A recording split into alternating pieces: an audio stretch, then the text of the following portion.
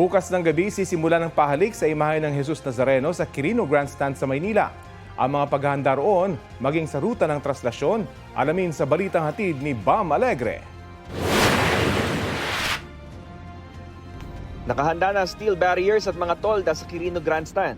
Bukas, Miyerkules, isasagawa sa hapon ang pabihis sa imahen ng Jesus Nazareno. Alas 7 ng gabi naman magsisimula ang pahalik.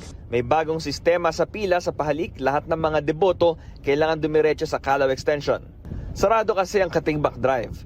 Paraan daw ito para masigurong walang sasalubong sa andas at mas mabilis na makauusad ang prosesyon. Yung ibang deboto, pagbaba ng Katigbak Drive, hindi daw umaalis. Naghihimpil na ron at sila actually yung sumasalubong sa ating andas. Inihahanda na ng deboto na si Justoni Remigio ang sarili para sa pista.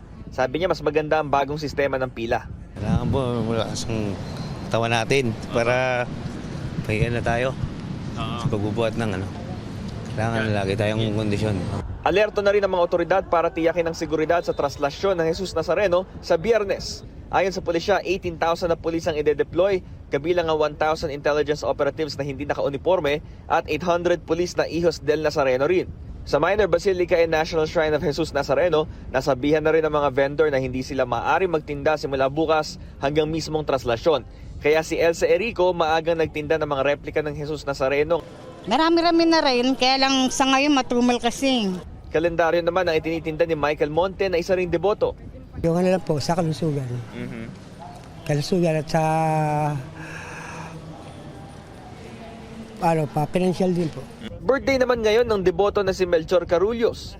Hindi na raw niya kaya makipagsiksikan sa mismong pista. Sapat na raw ang pananampalataya kahit hindi siya makasama sa traslasyon. Birthday ko today kaya Pala ngayon. kaya maga ko nagsimba. Mahalaga sa akin yun kasi isa na rin ako sa deboto nitong Nazareno. Simula ng mapadpad ako doon sa Manila. So panatag na talaga din yung Walang pasok sa Maynila sa mga paaralan at sa mga government office sa Biyernes. May ipatutupad ding liquor at firecracker ban. Bam Alegre, nagbabalita para sa GMA Integrated News.